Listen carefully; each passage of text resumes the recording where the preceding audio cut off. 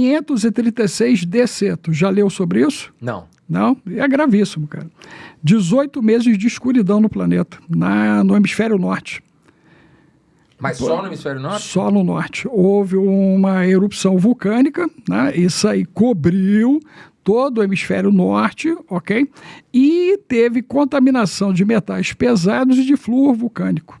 Estressamento de glândula pineal, mudança de ciclo circadiano, trauma, porque a galera passou por um inverno, né? Houve um inverno por conta disso, ok? Quem não morreu, os sobreviventes, produziram justamente essa ação da epigenética e começaram a nascer neurodivergentes.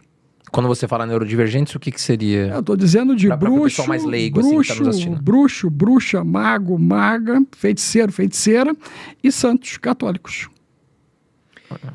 As manifestações que começaram a surgir por causa da expansão de consciência, né? Hoje, esse gene voltou a partir dos anos 80 e nós temos estudos que o cérebro do neurodivergente tem 60% mais neurônios do que as pessoas ditas comuns, como eu, um exemplo.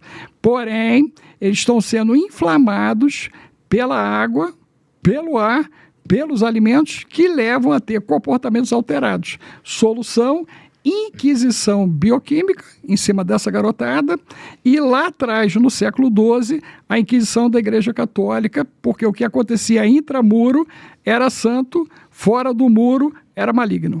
É grave. Eu acho que assim, é grave. Todo respeito à linha de pesquisa do senhor, mas eu acho também, tratando de coisas bíblicas espirituais, a gente não precisa necessariamente ter que achar alguma comprovação científica quando se trata, né? Quer dizer, provar a Deus cientificamente. Eu acho que isso Mas aí você está anulando o Provérbios 1. A verdadeira ciência vem de Deus. Não, óbvio, mas então, não precisa justificar a Deus através de uma... Mas não é justificativa, de um processo, é você comprovar. Assim, não, mas não é materialista. Assim. É, na verdade, de combater o culto da santa.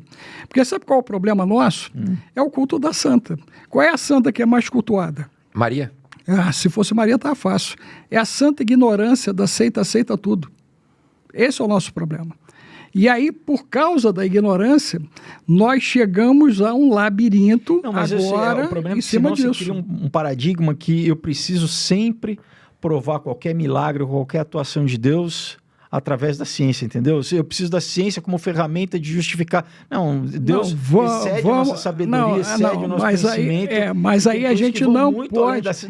mas aí metodologia científica de testar. Mas olha só, a gente não pode ir... de carbono... a gente não pode ir para a religiosidade cega, porque ela criou um sistema corrupto, né, desde lá de trás. Mas a religiosidade embasada na Bíblia nunca é cega. Não, vamos lá. Ela revela pela palavra rema de Deus. Mas nós não tivemos alteração. Mas nós não tivemos alteração dos textos. Historicamente, eles não foram sendo modificados.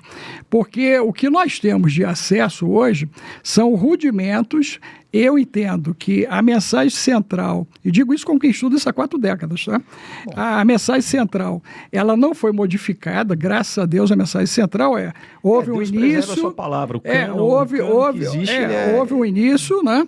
E aí deu ruim, depois ficou pior, depois houve uma transição, depois tentou de novo com Abraão, estabelecendo... Por exemplo, se você vê em Israel, no museu ali que tem em Israel, em Jerusalém, né, o Museu Histórico lá em Jerusalém, tem a sala de Isaías, porque no pergaminho do Mar Morto, sim, que foi descoberto em 48, eles acharam um pergaminho que é exatamente ipsis literis o texto de Isaías. Então comprova que a Bíblia que nós lemos hoje, mesmo depois da Septuaginta, da Vulgata, é preservada. E eu creio que Deus, sendo Deus infinito, ele mesmo preserva a sua própria palavra. Não, total. Né? Porque existem muitos detratores da Bíblia que usam esse discurso assim, não, mas como que a gente pode confiar no cano? Não, eu creio que Deus ele é poderoso o suficiente para preservar a sua própria palavra, né? Então a Bíblia ela já trazia menções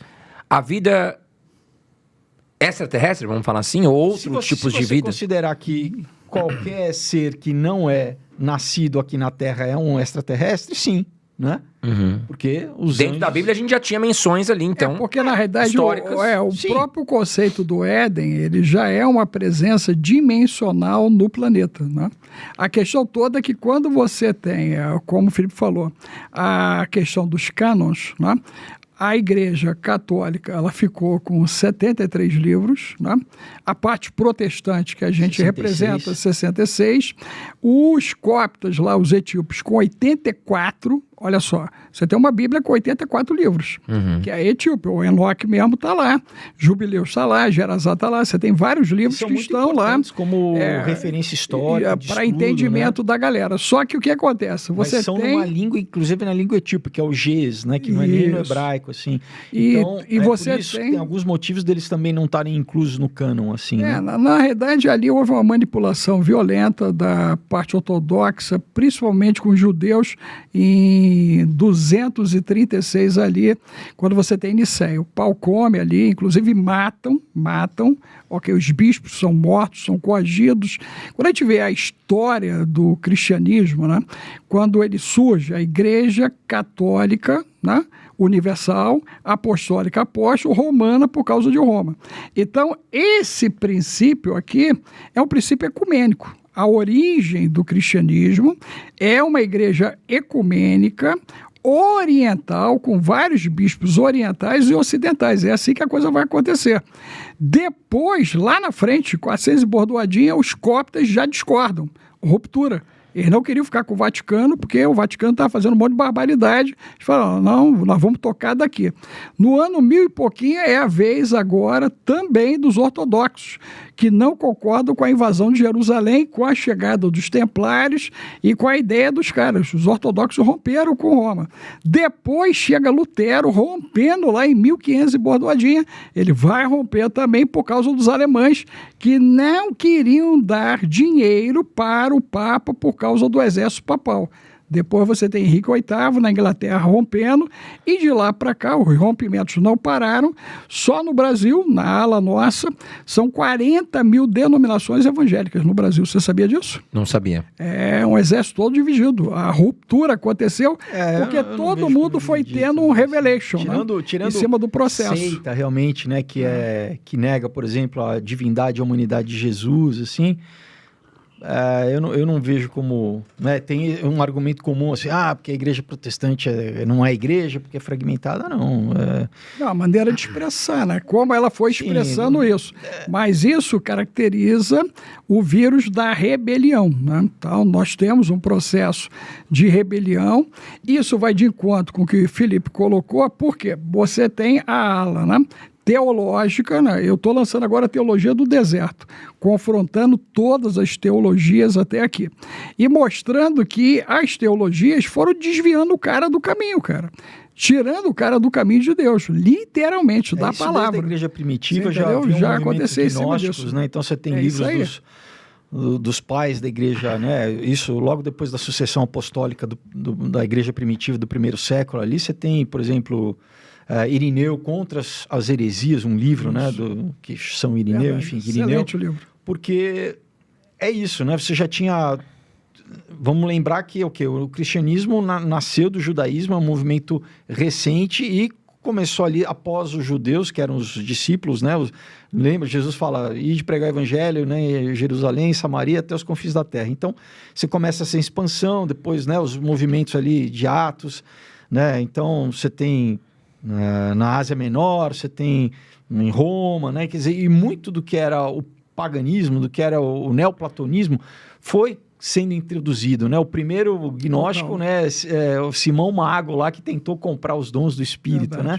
Mas enfim, então começa a ter um pouco desse sincretismo religioso, né, ainda enquanto a igreja, nos 3 primeiros séculos, mas já era muito combatido, assim. O problema é que depois da institucionalização, né, do cristianismo como religião oficial do Império Romano ali por Constantino, muita gente que não havia uma conversão real de coração, as pessoas mantiveram, vamos dizer, suas práticas pagãs e começaram a tentar reintroduzir essas práticas pagãs, né, criar um simulacro ali dentro do cristianismo, da mesma forma como houve, por exemplo, com os escravos africanos, quando foram... Não adianta você forçar ninguém a se converter. Conversão é espontânea e é autêntica. Senão você cria essas aberrações assim, de esse sincretismo religioso que vai distorcendo, né, a palavra de Deus. Mas enfim, não sei se a gente vai fazer... Não, eu ia chegar... eu queria voltar até para o assunto. Eu ia só para poder ajudar a galera a entender o que você está falando, é a questão de Paulo ali, né? Quando Paulo ele vai até a questão dos gentios, né, ele vai a partir do concílio lá de Atos 10, depois que Pedro valida a graça em Cornélios, com a conversão de Cornélios. Ok? Então, Pedro é o apóstolo da graça e quem leva essa informação é Paulo. Só que há um conflito na igreja já no início entre Paulo e Pedro, né? Porque Pedro, segundo Paulo, tinha cuidado, né, com os judeus, porém Paulo, quando pega Timóteo, depois do concílio, que foi dito que não era para circuncidar ninguém, ele circuncida Timóteo. Então a gente vê ali, né, já algumas situações muito interessantes e que configuram o presente tempo. Por quê? Alguém sabe o certo, mas não faz. Olha que eu vou dizer que isso é grave. Alguém sabe o certo, não faz, e as consequências vêm. Na vida de Timóteo, as consequências foi ficar doente. E ele, com o dom de cura, não resolveu. Paulo, com o dom de cura, não resolveu, porque, na realidade, ele foi vítima de uma mensagem ouvida várias vezes e praticado de maneira diferente. Eu creio que essa é uma das grandes doenças do sistema religioso. Inclusive, Silas, quando anda com Paulo, é arrebentado. Ele vai lá e é preso e é açoitado porque está andando com um cara, segundo o texto, que estaria perturbado naquele dia. É complicado, cara. Muito complicado.